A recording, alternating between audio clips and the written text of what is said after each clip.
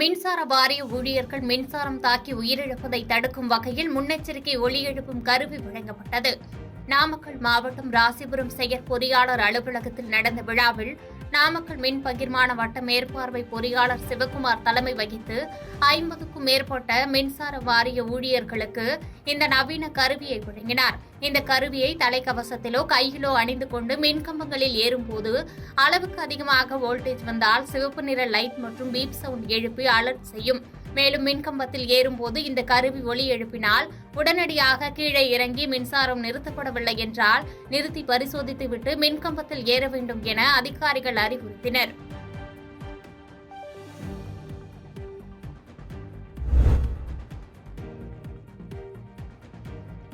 அரக்கோணம் அருகே 2.5 வயது சிறுவன் உட்பட 2 பேரை தெருநாய் கடித்த சம்பவம் அப்பகுதியில் பரபரப்பை ஏற்படுத்தி வருகிறது. ராணிப்பேட்டை மாவட்டம் அரக்கோணம் அடுத்த கணபதிபுரம் காலனி பகுதியைச் சேர்ந்த தம்பதி மதியழகன் ஜெகதா. இவர்களின் 13 வயது மகன் திவாகர் வீட்டின் அருகே விளையாடிக் கொண்டிருந்தபோது எதிர்பாராத விதமாக தெருநாய் ஒன்று கை கால்களில் கடித்து குதறியது. இதேபோன்று அதே பகுதியைச் சேர்ந்த பாலாஜி கலைவாணி தம்பதியர் 2.5 வயது சிறுவனை தெருநாய் கடித்ததாக கூறப்படுகிறது. தொடர்ந்து இரு சிறுவர்களும் மருத்துவமனையில் சிகிச்சை பெற்ற நிலையில் ஒரே நாளில் ஒரே பகுதியில் தெருநாய் கடித்து சிறுவர்கள் காயமடைந்த சம்பவம் பொதுமக்களிடையே அச்சத்தை ஏற்படுத்தி வருகிறது. மேலும் துறை சார்ந்த அதிகாரிகள் விரைந்து நடவடிக்கை எடுக்க அப்பகுதி மக்கள் கோரிக்கை வைத்துள்ளனர்.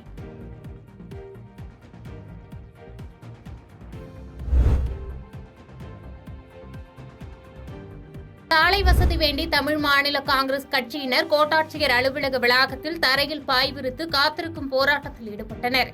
தூத்துக்குடி மாவட்டம் கோவில்பட்டியில் நீதிமன்றங்கள், தாலுகா அலுவலகம் என மத்திய மாநில அரசு அலுவலகங்கள் மற்றும் அரசு மகளிர் மேல்நிலைப் பள்ளி என அனைத்தும் ஒரே வளாகத்தில் செயல்பட்டு வருகிறது.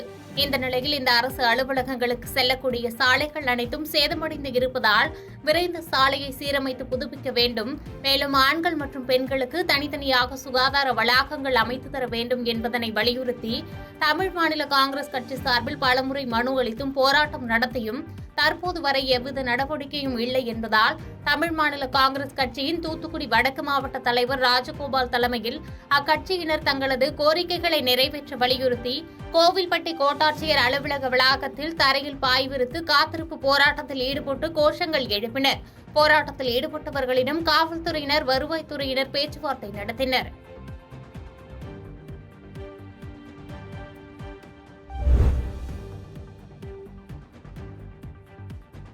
விருத்தாசலத்தில் கரும்பு விவசாயிகளுக்கு கொடுக்க வேண்டிய நிலுவைத் தொகையை கேட்டு விவசாயிகள் பேரணியாக சென்று ஆர்ப்பாட்டம் செய்து வருவாய் கோட்டாட்சியர் சையத் மெஹ்மூத்திடம் மனு கொடுத்தனர். கடலூர் மாவட்டம் விருத்தாசலத்தில் கரும்பு விவசாயிகளுக்கு கொடுக்க வேண்டிய நிலுவைத் தொகை கேட்டு விருத்தாசலம் பாலக்கரை ரவுண்டானாவில் இருந்து வருவாய் கோட்டாட்சியர் அலுவலகம் வரை பேரணியாக சென்று ஆர்ப்பாட்டம் செய்து மனு கொடுத்தனர். அம்பிகா ஆலை தலைவர் ராஜேந்திரன் தலைமையில் நடைபெற்ற இந்த பேரணியில் சிறப்பு அழைப்பாளராக விவசாயிகள் சங்கத்தின் மாநில பொதுச் செயலாளர் ரவீந்திரன் கலந்து கொண்டு கண்டன கோஷங்கள் எழுப்பி பேரணியாக வந்து வருவாய் கோட்டாட்சியர் சையத் மெஹ்மூத்திடம் மனு கொடுத்தனர்.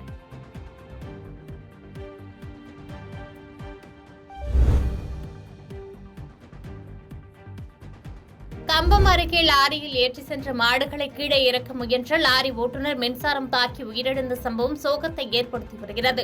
தேனி மாவட்டம் சின்னமனூரை சேர்ந்தவர் சின்னதுரை. லாரி ஓட்டுநரான இவர் திருச்சி மணப்பாறையில் உள்ள சந்தையிலிருந்து மாடுகளை லாரியில் ஏற்றிக்கொண்டு கம்பத்திற்கு வந்துள்ளார்.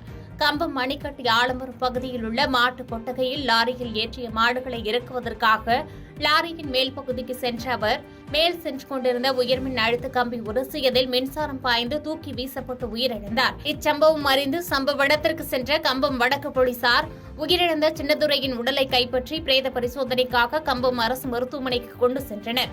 மேலும் இச்சம்பவம் குறித்து வழக்கு பதிவு செய்த வடக்கு போலீசார் விசாரித்து வருகின்றனர்.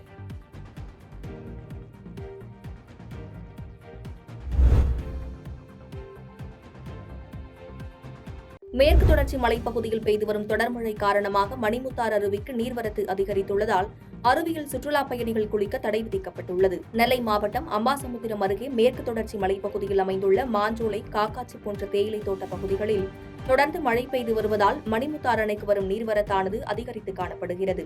இதனால் மாஜோலி பகுதிகளுக்கு சுற்றுலா செல்வோர் மற்றும் மணிமுத்தாறு அருவிக்கு குளிப்பதற்காக செல்லும் சுற்றுலா பயணிகளுக்கு அருவியில் குளிப்பதற்கு வனத்துறையினர் 2வது நாளாக தடை விதித்துள்ளனர்.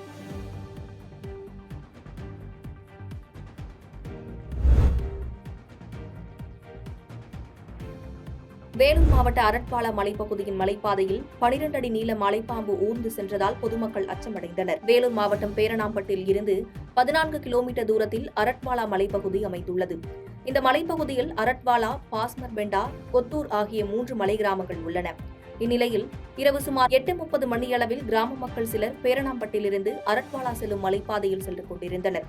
அப்போது சுமார் 12 அடி நீளமுள்ள மலைப்பாம்பு ஒன்று நகர முடியாமல் 1 மணி நேரத்திற்கு மேலாக ஊர்ந்து கொண்டிருந்தது. இதனை கண்ட பொதுமக்கள் அதிர்ச்சியடைந்து பேரணாம்பட்டு வனத்துறையினருக்கு தகவல் தெரிவித்துள்ளனர். வனத்துறையினர் யாரும் வராததால் அப்பகுதி மக்களை மலைப்பாம்பை புதருக்குள் விரட்டினர்.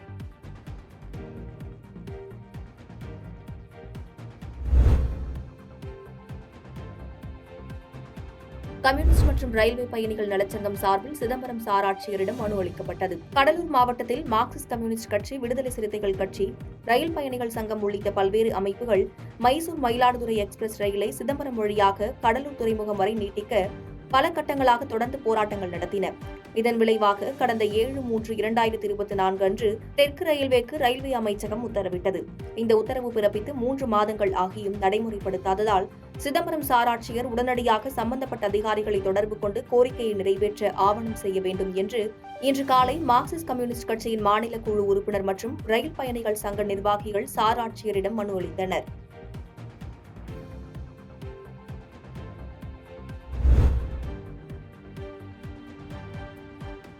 நீலகிரி சேரிங் கிராஸ் பகுதியில் கழிவுநீர் பல மாதங்களாக சாலைகளில் ஓடிக்கொண்டிருப்பதால் பொதுமக்கள் கடும் அவதியடைந்துள்ளனர். நீலகிரி மாவட்டம் சேரிங் கிராஸ் பகுதியில் உள்ள சாலையில் பல மாதங்களாக கழிவுநீரானது சாலையில் செல்வதால் சாலையில் செல்லும் வாகன ஓட்டிகளும் பொதுமக்களும் பெரும் அவதிக்குள்ளாகியுள்ளனர். இந்த பகுதியில் சீரமைப்பு பணிகள் நடைபெறுகிறது, கவனமாக செல்லவும் என அறிவிப்பு பலகை வைத்து பல மாதங்கள் ஆகிவிட்ட போதிலும் இன்று வரை பணிகள் தொடங்கப்படாததால் பொதுமக்கள் கடும் சிரமத்திற்குள்ளாகி வருகின்றனர். இதற்கு நகராட்சி நிர்வாகம் உடனடி தீர்வு காண வேண்டும் என பொதுமக்களும் சமூக ஆர்வலர்களும் கோரிக்கை வைத்துள்ளனர்.